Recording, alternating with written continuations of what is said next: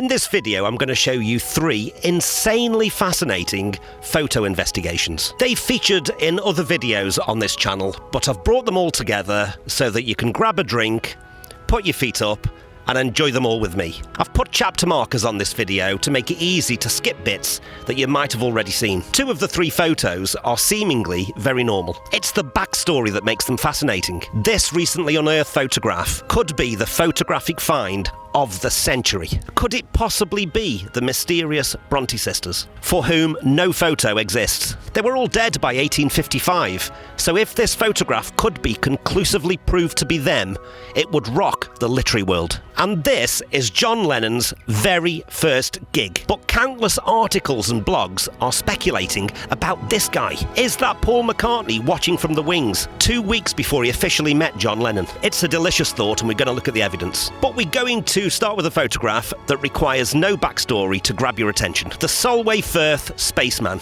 It's very possibly the world's most famous anomalous photograph, and we're going to try to make some sense of it. I give some theories of my own in this segment, and if the comments that I've received so far are anything to go by, you're probably not going to agree with me. They're a riot of intrigue and speculation. So let's jump right into the Solway Firth Spaceman.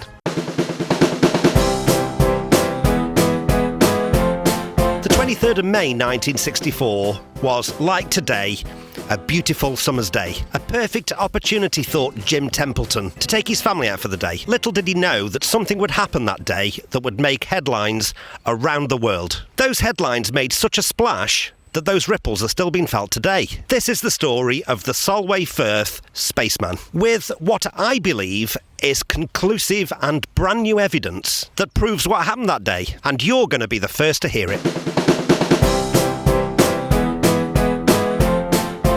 Jim Templeton was a fireman who in 1964 lived with his wife and 2 children. Elizabeth was 5 and Frances was 9. On the 23rd of May 1964, they visited Burgh Marsh, an area of grassland overlooking the Solway Firth, which forms part of the border between England and Scotland. It was a quiet day. They had the marsh to themselves. Jim states that the only other people on the marsh that day were 2 old ladies sat in a car at the far end of the grassland. His 5-year-old Elizabeth was wearing a brand new dress, and she was rather proud of it. Jim, an amateur photographer, had taken his camera along on the day, and he took 3 photographs of Elizabeth picking flowers. When they got back home, Jim took the film to the chemists to get them developed. A week later, he picked up the prints, and at first everything seemed normal. But then the chemist who processed the pictures pointed out to Jim that one of the photographs had been spoiled by a figure behind his daughter.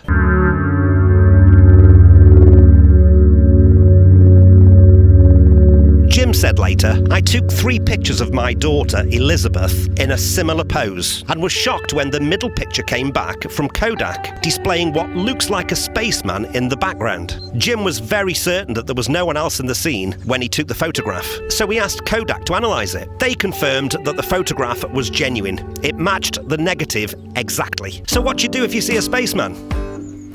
You're parking it, man.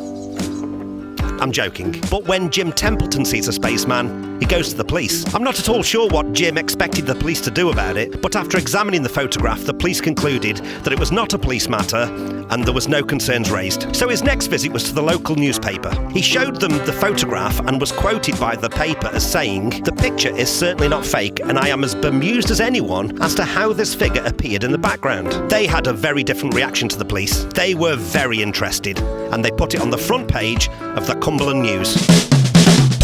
Within days, the photograph and the story had been picked up by newspapers, magazines and television stations around the world. Within days of the story breaking, Jim received a visit from 2 men in suits, claiming to be UK government agents. They were Men in Black type characters, identifying themselves as only number 9 and number 11. They asked Jim to take them to the exact spot where the photograph was taken, which he did. When he told them that he'd seen no mysterious figure on the day the photograph was taken, the men left the scene abruptly. News soon reached as far afield as Australia, highlighted by the planned launch launch of the Blue Streak missile in Woomera, South Australia. Just days after Jim had taken his photograph, the missile test was aborted by technicians who claimed to have seen two mysterious figures in the firing range. When those two technicians later saw Jim's Solway Spaceman photograph, they were said to be stunned, as the figure looked the same as the figures they saw close to the missile. The plot thickened as the Blue Streak missile had been built at an RAF base in Cumbria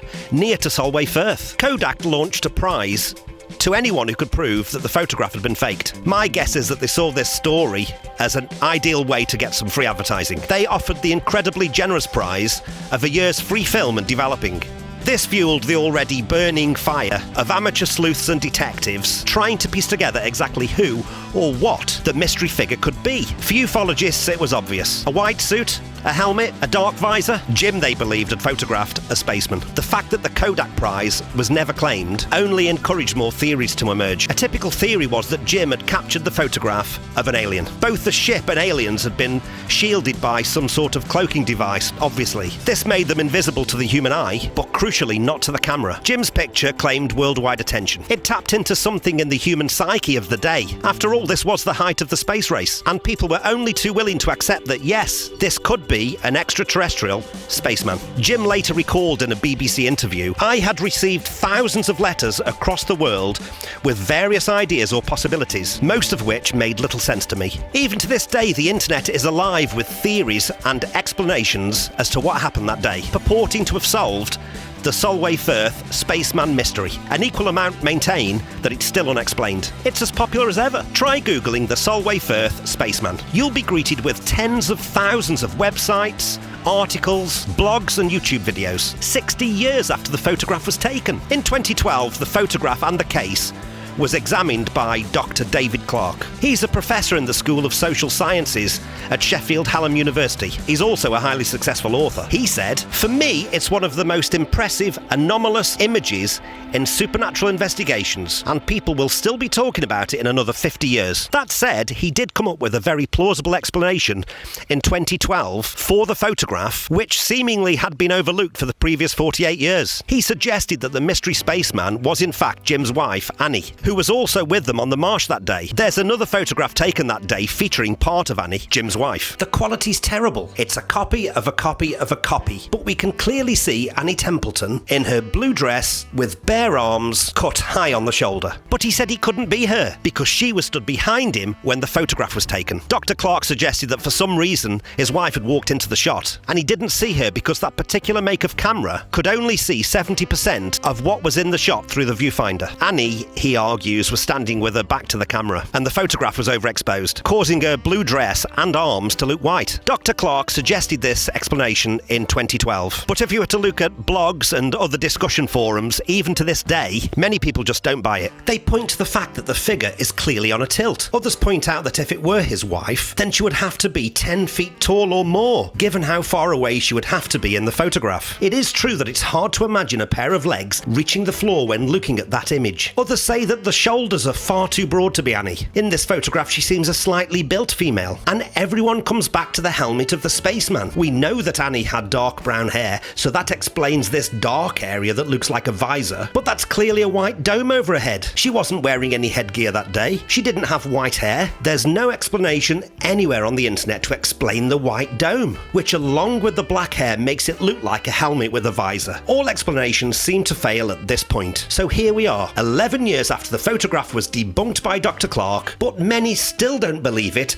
and cling on to the spaceman theory. First of all, let's put our logical head on here. Clearly this is the outside of the person's elbow, which does suggest that she, we'll call the figure she, is walking away with her back to the camera. The figure does look far away, and it does seem an implausible stretch to accept a normally sized human could have a body long enough to go to the ground from what we can see here. I think having Elizabeth in the foreground doesn't allow us to see perspectives here. Let's start with the original photograph. Having Elizabeth covering part of the figure doesn't allow us to understand the depth of field. Let's reconstruct the scene with composite images. It's not perfect, but it gives us a blank canvas to work with. Let's put Elizabeth Elizabeth back into the scene, and then compare our new composite image with the original. That's accurate, and compares well with the original. Now let's add in our Spaceman again. Check our new image with the original. That does look accurate. We've disassembled the photograph and reassembled it with its component parts to be faithful to the original image. Now we can move Elizabeth out of the way and add in an additional image representing the bottom half of Annie Templeton. It's not a perfect representation, but it does allow us to understand how far the figure is away from Elizabeth and how the figure comes into contact with the grassy bank. This debunks the idea that the figure would have to be inordinately tall. Let's put Elizabeth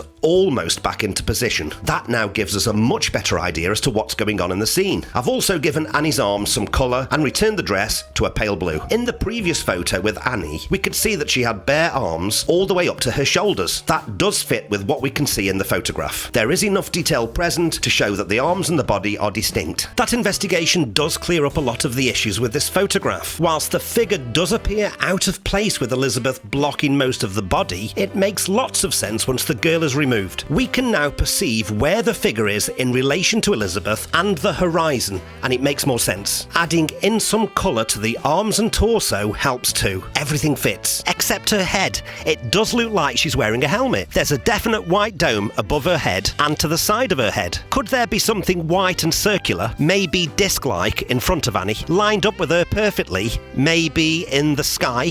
But what could possibly be in the sky? Both white and circular, and visible during the day. The moon? Maybe she stood exactly in line with the moon. I haven't seen this hypothesis suggested anywhere else. On the 23rd of May 1964, the moon was in its waxing gibbous phase. This is the phase where the moon is more than 50% illuminated, but has not yet reached 100% illumination. This is the moon in waxing gibbous phase. And this is how the moon would have looked on the 23rd of May 1964. It would have been bright white in the sky, even in daylight. Let's shrink this image of the moon down and slip it behind the head of our spaceman. This is an image of the moon in waxing gibbous phase. People often see a waxing gibbous moon in the afternoon, shortly after moonrise. The moon at this phase is easy to see in the day. It's typically seen at a low angle in the sky between 10 and 20 degrees. On the 23rd of May 1964, 94.49% of the moon was lit, so it may have appeared even fuller than in this image. Let's go back to our composite photograph. There's clearly a white dome over the head of our mystery figure. Let's see if we can remove it. We're left with a very small looking head, but that's the only dark area that's left once the white dome has been removed. Let's now put the waxing gibbous moon in the sky. That does look between 10 and 20 degrees, but it's too sharp. Let's put it out of focus so that it matches the fuzzy appearance of our character and the clouds. Let's now slide it behind our spaceman to see if we can recreate that dome.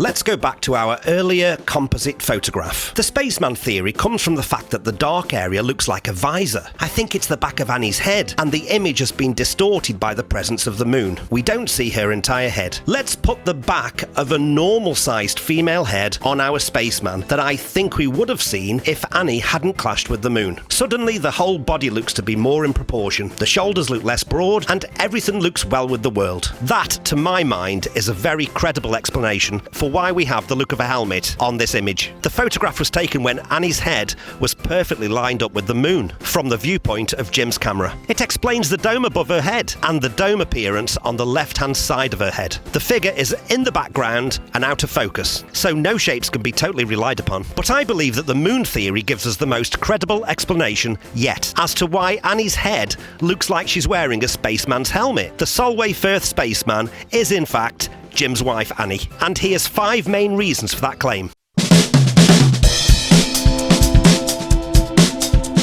1. She's wandered into the shot, walking away from the camera. Her clothing is consistent with an earlier photograph. 2. The restricted view on the viewfinder of the camera explains why Jim didn't see her at the time. 3. The image was overexposed because it was a sunny day. That's given the entire figure a white look, except her dark hair at the back of her head. 4.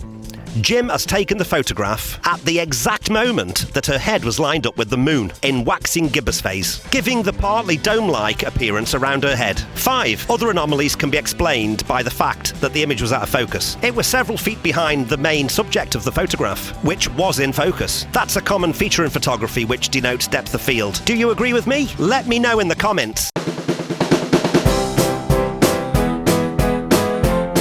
One thing I think we can all agree on is that quote from Dr. David Clarke. People will undoubtedly still be talking about that photograph in the next 50 years. This next photograph, though, could well be being talked about in the next 200 years. It was only discovered 10 years ago, and a lot of the evidence does point to it being the Bronte sisters, who all died in the mid-19th century. I fear that we'll probably never get to the absolute truth of this photograph, but that's probably why it's so appealing. As a Bronte fan, I would dearly love it to be them, but we do need to follow the facts. Even if you're not a Bronte fan, I really think you'll enjoy this photo investigation. So please sit back and enjoy Les Sœurs Bronte.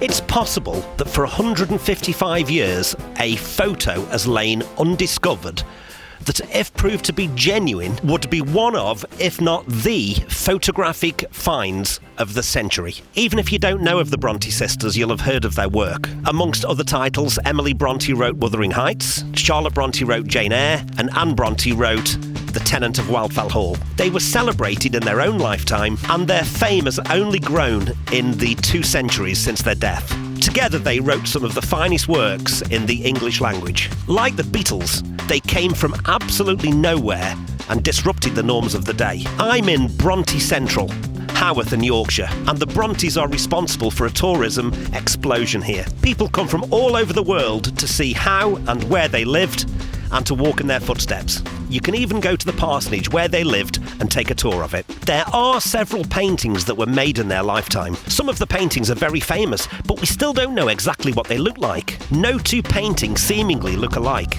We have photos of their father, Patrick Bronte, and we have photographs of their contemporaries of the time. There's no shortage of Charles Dickens photos, for example, but not a single known photo of the Brontes exists, despite photography becoming very popular and common during the 1840s. We don't even have a photo of any of them individually. No known photo of them exists. It's all rather frustrating and unsatisfying. Photography was new, but by the end of the 1840s, there was a photographic studio in every town in Britain. It was big business and far more affordable than sitting for a painting. 3 of the greatest authors that England has ever produced, major celebrities of their day, and we don't even know what they look like. Or do we? A photograph was found more than 10 years ago in a private Scottish collection by a diligent and thorough English photographic researcher.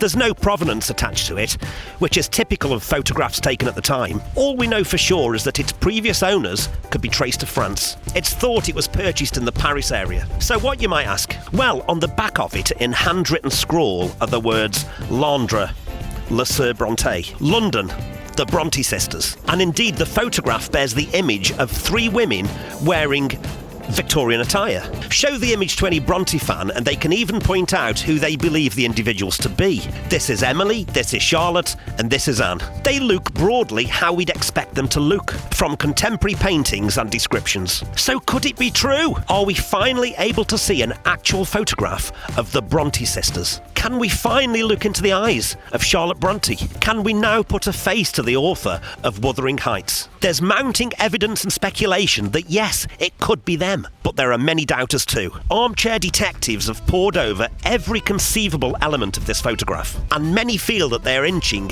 ever closer to the truth. If it could be proved, it would indeed be the greatest Victorian photographic find of the century, possibly even ever. But can it be proved? We need to look at the evidence. Enthusiasts call it the LSB photograph, short for Les Sœurs Bronte. I call it absolutely fascinating. We've got it all here: a forensic English researcher, a mysterious Scottish collection, and a romantic French connection to boot. And we've got something else. We've got thousands of Bronte fans eager to know the truth. Viens avec moi as we investigate Les Sœurs Bronte. Yes, I'm bilingual. Oui, I can speak French.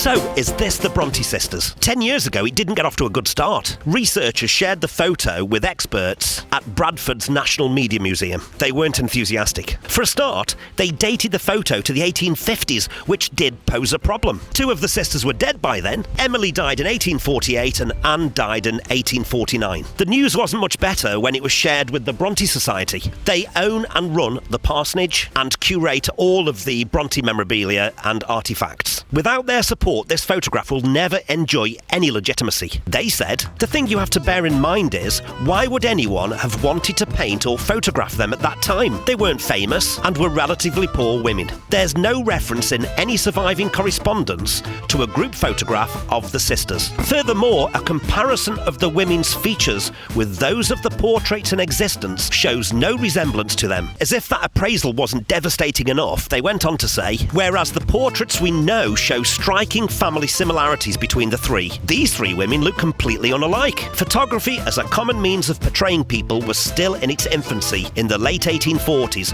when Emily and Anne died. And then came the knockout punch. Sadly, it's unlikely a group photograph of the three exists. They really didn't need the adjective group. Currently, no photograph of them exists, period. Maybe the word group, though, was specified intentionally. For a while, many people did believe that a photograph of Charlotte Bronte had been discovered, but now that has been widely accepted as a photograph of her friend, not Charlotte. So that was that.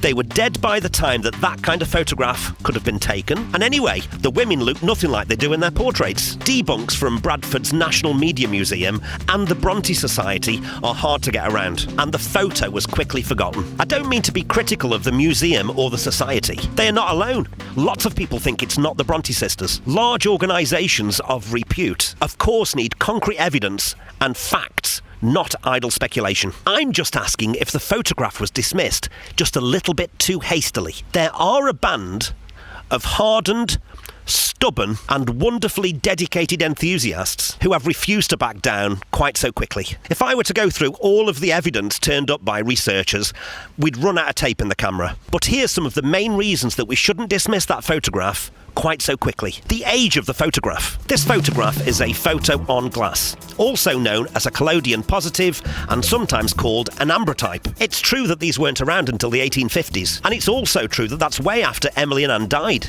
But this collodion positive could have been a copy of a previous type of photograph called a daguerreotype. It could be a photograph of a photograph. Daguerreotypes were common throughout the 1840s, and it was the very first commercial photographic process. I've put a fascinating YouTube video in the description of this video, along with my research sources, which shows the painstaking process of producing a daguerreotype. It was named after inventor Louis Daguerre. He took the first photograph of a human being using this process in 1838. Photography had been around for about a decade prior to Daguerre's invention, but it had a problem.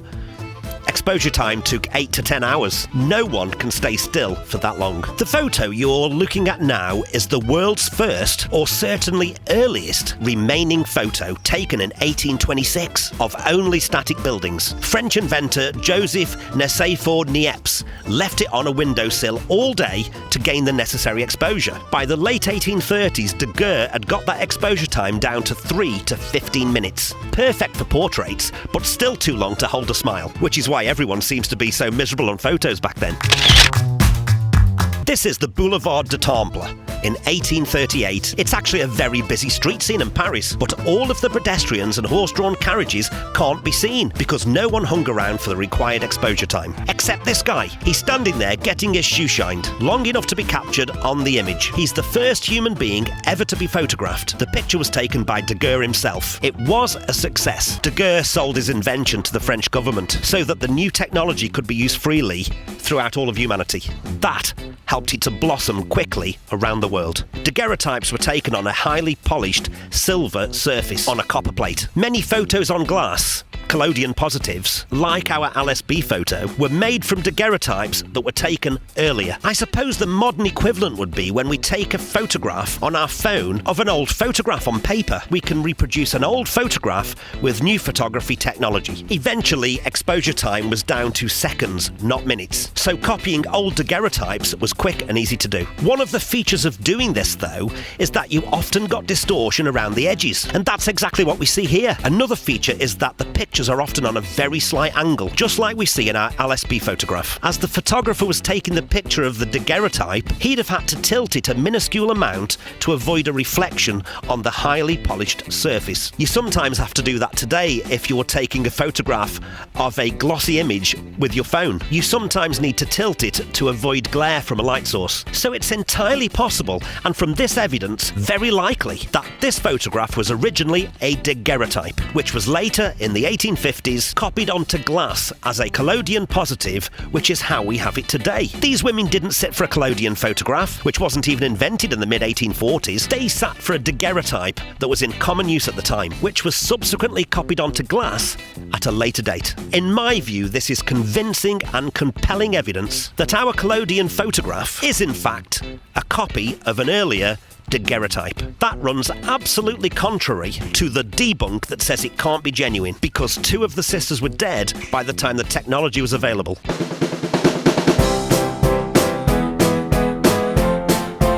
The hat is a problem. These kinds of hats worn by ladies were popular in the 1860s, featuring a turned-up brim at the sides, but not in the 1840s. It turns out, though, that there is an answer for this, an answer that could narrow down exactly when this photograph was taken. Men wore similar hats and had done for decades, maybe even centuries. It was called a wide-awake hat. This one appears to be a straw hat, and if this is the Bronte sisters, then the person wearing it is Emily Bronte. She was ill for 3 months prior to her death in December 1848.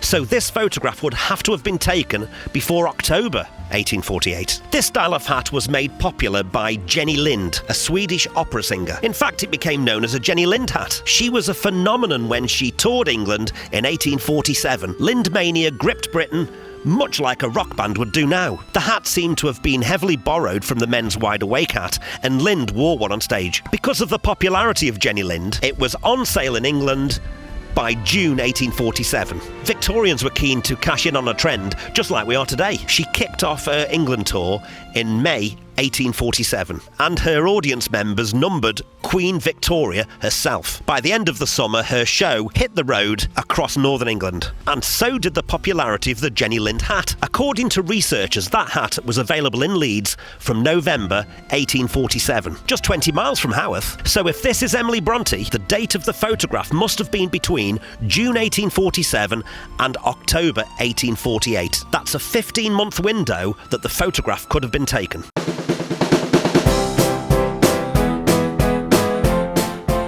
Could they have afforded a photograph? The simple answer to this question was yes. Daguerreotype photographs were available in every town in Britain in the mid to late 1840s. The typical cost of a portrait was around £1, maybe a bit more for a group photograph. All three sisters had been working, and a typical annual salary of the day was £50 to £100. The bill split 3 ways would have been no problem at all. They were known to have made careful investments, and anyway, they'd all recently come into some money. Thanks to a legacy from their Aunt Branwell in 1843, they got £300 each. The Bronte Society asked, why would anyone have wanted to photograph them at that time? They weren't famous. Well, maybe they just had it taken for their own pleasure. They were, after all, first and foremost, artists. It seems perfectly reasonable that they would have been interested in this new art form. LSB enthusiasts respectfully suggest that anybody with a bit of spare cash was doing it. And the Brontes did have the money. By the end of the 1840s, it was common to see a framed and ornate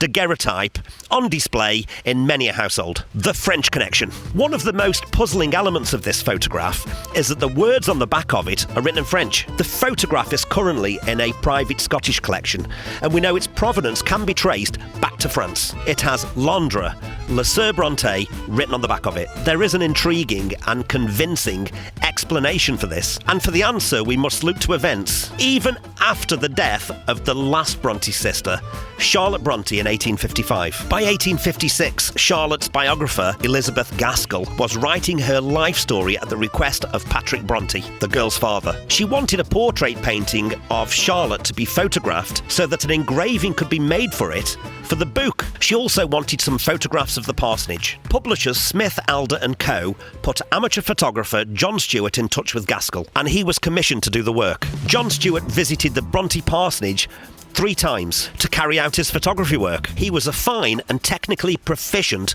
photographer. Taking a photograph, probably a collodion positive, of Charlotte's portrait proved no problem at all, and an engraving of the photograph was indeed used for Gaskell's biography of Charlotte Bronte. In February 1857, he returned to his home in Pau, southern France. It's entirely possible that Stuart could have taken the collodion copy of our LSB photograph during his 3 visits to the parsonage. And it's equally likely that he could have taken the photographs back home with him to France after the work was done. It's also possible that Charlotte's widower, Arthur Balnichols, could have taken the original daguerreotype back to Ireland with him, following the death of the father, Patrick Bronte, in 1861. From what I've read, Arthur was not particularly careful with the Bronte artefacts he took back to Ireland. We know one painting was folded up and one painting was ripped up. Could Arthur have destroyed or lost the original daguerreotypes? And I shouldn't just pin all the blame on Arthur for the loss of items. Lots of Bronte artefacts were lost, sold and forgotten by many people over many years. So with this evidence, we can confidently hypothesize that this photograph could have been taken in 1856 or early 1857 by John Stuart. He took a collodion positive of an existing daguerreotype during his 3 photographic trips to the parsonage before making his way back home to France. The original daguerreotype could have been lost at any time in Arthur's possession. In fact, it could have been lost by anyone.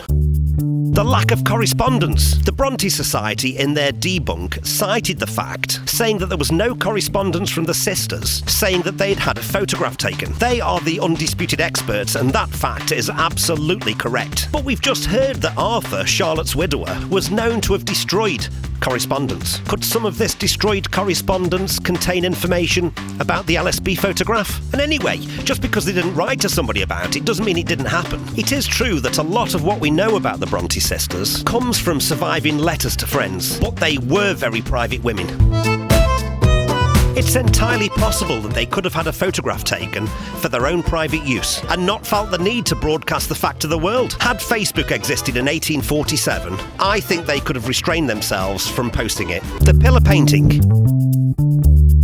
There are some similarities with this photo and the famous pillar painting of the Brontes that hangs in the National Portrait Gallery. It's likely that this image was folded up and taken back to Ireland by Arthur Balnichols in 1861. It wasn't discovered until 1914, languishing in a wardrobe. You can see the damage that the folders caused. We can see here that the 3 girls are all sitting on a similar level with a huge pillar between them. X-rays carried out by the National Portrait Gallery confirm that the pillar is in fact concealing their brother Branwell. It looks like he painted himself out, but had he been left in, it would have left the painting with a triangular composition, far more interesting and pleasing on the eye, and that's exactly what we see in our photograph. An interesting twist is that if we assume that the photograph was taken in the 1840s, the subsequent daguerreotype would have been reversed, with Charlotte on the right. If the sisters had have asked the photographer to show their preferred order, which was shown in the pillar painting, then the photographer would have known to have reversed the seating to achieve what they wanted. If our photograph is indeed a collodion positive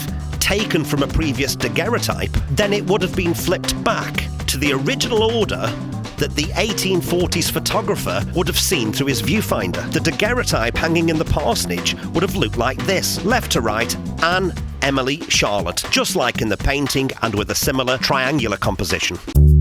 Let's now consider the similarities between the women in the photograph and known images of the Bronte sisters. The Bronte Society maintained that the women in the photograph bear no resemblance to known paintings that we have, so we need to look into this more closely. Bronte researchers, Bronte fans, and myself beg to differ.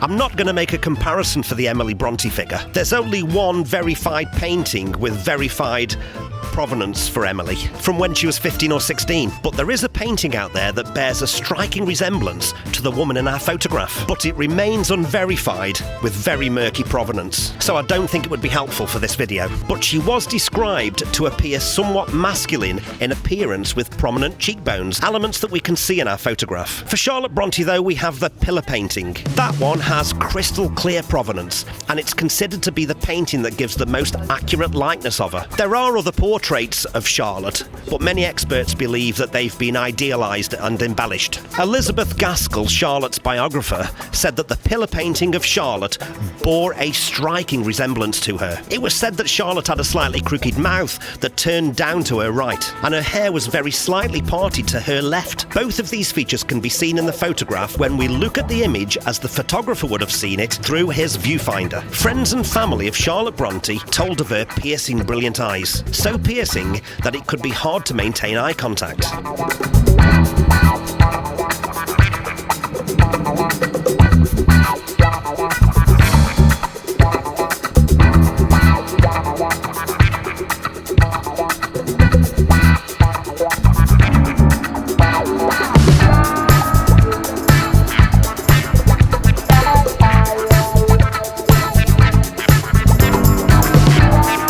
Bronte was thought by some to be asthmatic, who was known to constantly breathe out of her mouth, which resulted in her lips always being slightly apart. She will have had to pose for the daguerreotype for 5 minutes or more in the same position. She will have had to keep her mouth open the whole time, and we can see that in the photograph. This sketch of Anne Bronte was made by Charlotte in the mid-1840s, and it's said to be a good likeness of Anne, and in my opinion bears a striking resemblance to the Anne Bronte character in our photograph.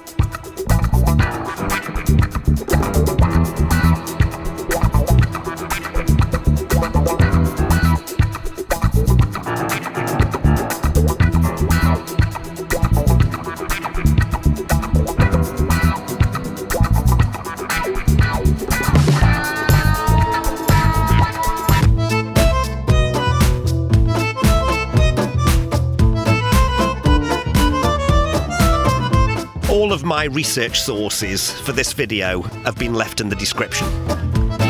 They're a fascinating read, and I've only scratched the surface of the evidence that's out there that points to this photograph being the Brontë sisters. My humble opinion is that yes, it's the Brontes. We're indebted to the original researcher that made this incredible find. A link to their work is in the description.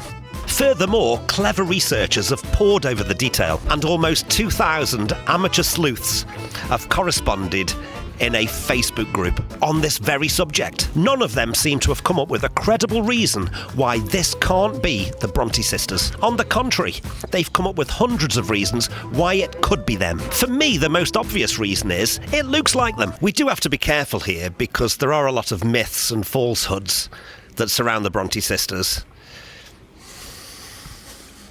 By the way, this was Emily Bronte's favourite phone box. This is the exact telephone box that Charlotte Bronte used to call her publishers in 1847. But the Charlotte Bronte comparison with the pillar portrait is stunning, and features that we know about Charlotte are all present in the photo. How friends and family of Emily Bronte describe her are all present in the photograph. The sketch made by Charlotte Bronte of Anne Bronte fits with the photograph like a hand in a glove. Anne has a very distinctive profile, and we can see that in the overlaid comparison. The debunkers have laid out the reasons why this photograph can't be the Bronte sisters, but researchers and amateur detectives have dismantled those reasons one by one. Dismantled so comprehensively that it only makes me more resolute that yes, this is the Brontes. All of the debunked points have been refuted one by one. Is it time for the Bronte Society to look again with fresh eyes? I think it's them, but we can't say for sure. Maybe a romantic and wishful side of me is taking over here. But I can't help thinking that we're just one step away from proving without doubt that yes, this is the Brontes. Can a link be found with the collodion positive that was found in France with John Stewart? We know he lived there, and we know he visited the parsonage 3 times on photographic missions during the writing of Charlotte Bronte's biography. Is that the missing link? Is that the smoking gun, the final piece of the puzzle that will encourage the official custodians of their name to make that final leap of faith? If our photograph can be linked more comfortably with John Stewart, it's game over and our story will be complete. The clever researchers and the online army of devoted enthusiasts will have achieved something incredible, unearthing a photograph bearing the true likeness of the world-famous Brontë sisters, almost 170 years after their death. So far, the overwhelming number of comments that I've received about that video are in favour of it being the Brontes. I would say that in excess of 80% of my audience think it's them. But of course, that's not enough. There's still not enough conclusive evidence to prove that it is them. If and when more evidence is found, you can guarantee that I will cover it on this channel. This next segment focuses on a photograph that I stumbled across when I was researching a Beatles video not long after I started this channel. I found several articles and blogs discussing this incredible possibility. John Lennon's brand new band, the Quarrymen, were officially 2 weeks old when John Lennon and Paul McCartney met in the summer of 1957. But a closer inspection of a photograph taken on the day of John Lennon's first gig shows a mysterious character in the bottom right-hand corner. So far, everyone that was at that gig that is still alive says that character is not Paul McCartney. But that doesn't satisfy armchair detectives who have analysed that photograph to within an inch of its life. Have Beatles fans spotted something that even the people that were there on the day didn't spot? Did Paul scout out this up-and-coming Liverpool band and then contrive to meet them 2 weeks later? I don't know, but here's the evidence. They played on the back of a flatbed coal lorry outside Charlie's house on Rosebery Street. Rosebery Street was sadly demolished in the 1970s, but that's where we're going to next. And here I am at Rosebery Street. So if we go along here, this is quite a short street and doesn't bear any resemblance to how the street used to look. But roughly, in the middle of this street is the site of the Quarrymen's very first gig.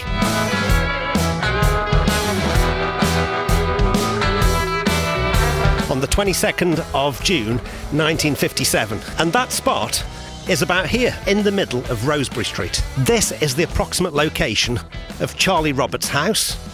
The coal lorry would have been about here. The Quarrymen would have been at the top of it. The cables from the amps would have gone through the window to Charlie Roberts' mother's front room.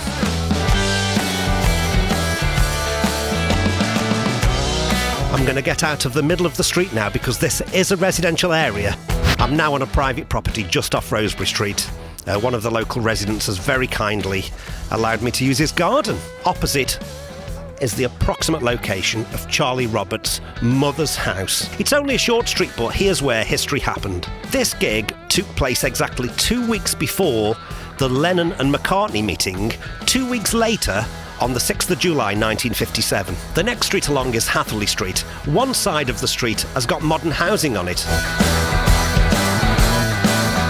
but the other side is identical to Rosebery Street. That's going to give us an idea as to how Rosebery Street would have looked in 1957. The houses were all built at the same time, presumably by the same builder. These houses have the same brickwork, same archways, same bay windows that we see at Rosebery Street prior to demolition in the 70s. Charlie tells us that local lads didn't take too kindly to John winking at their girlfriends, and the mood is said to have turned a little bit ugly. Actually, he might not have been winking, he might have been squinting because he wasn't wearing his glasses. That's not cool. Sensing the mood changing and before anything kicked off, the Quarrymen jumped off the truck and took refuge at Charlie's house over the road, where they enjoyed his mother's hospitality for an hour, and then they all went home. So we have Charlie to thank for this gig and the photographic record that we have of that day. Charlie went on to be a graphic designer, and he even designed the graphics for the Quarrymen's bass drum. Now, this photograph is not as famous as the photograph that was taken 2 weeks later at Woolton. Hopefully this video will contribute in some small way to this photograph becoming just a little bit more famous. But it should be more famous for one possibly overlooked reason. Is this Paul McCartney inadvertently photographed in the crowd? There are mixed views on the subject. We need to do a deep dive and take a look at the evidence. This is one of 3 photos taken by Charlie that day. He'd borrowed a camera, and these were the first photos he'd ever taken. The photo is interesting enough, given that it's a live Quarrymen gig prior to Lennon meeting McCartney. But in chat rooms and blogs, armchair detectives are transfixed on this character in the bottom right-hand corner. Is this McCartney? Many dismiss the idea for 2 main reasons. Certainly at first glance, it doesn't much look like him. And besides, Paul doesn't wear glasses. But here's the evidence that this could be Paul. The bike. Paul cycled everywhere in 1957, there's irrefutable proof that he cycled to Walton Village on the 6th of July 1957, the day he met John. Multiple eyewitnesses said so. Paul wasn't a local lad, so he did need a bike. Walton is a 13-minute bike ride from his home at 20 Forthlin Road. Toxteth, where this photo was taken, is a 19-minute bike ride. All the lads in this photograph would be local lads, except this guy. Have a look at how he's standing. Look at his gait. Why are his arms outstretched? And why is his back arched in that way? Could he be standing astride his bike? I think he is. He cycled from Forthlin Road to watch the gig, and the bike is still underneath him. He'll have known about this gig from their mutual friend Ivan Vaughan, who was to introduce them 2 weeks later. He's holding the handlebars, and he's standing astride the frame of the bike. That was a busy street party, and there would have been nowhere safe to leave his bike, so he kept it with him. Let's look at this character's height. Paul is over 5'11". The average height of males in England in the 50s was 5'7". This fits. This man is significantly taller than the rest of the crowd, even with his leg splayed over the bike. Paul did wear glasses. Buddy Holly had made the look quite cool, and whilst we don't see Paul wearing glasses in the Beatles, there's plenty of photos pre-Beatles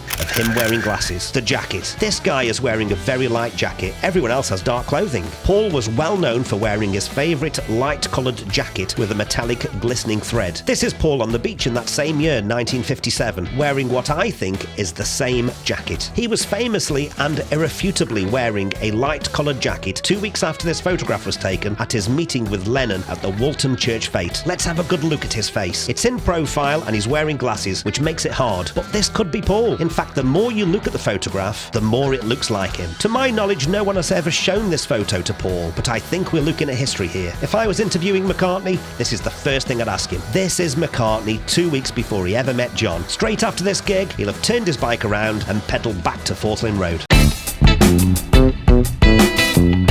3 photographs, 3 investigations, and 3 fascinating and compelling stories. This video is the longest I've ever put together for this channel, and if you're still with me right now, and you are because you wouldn't have heard me say that, then you're a keeper. Please like this video.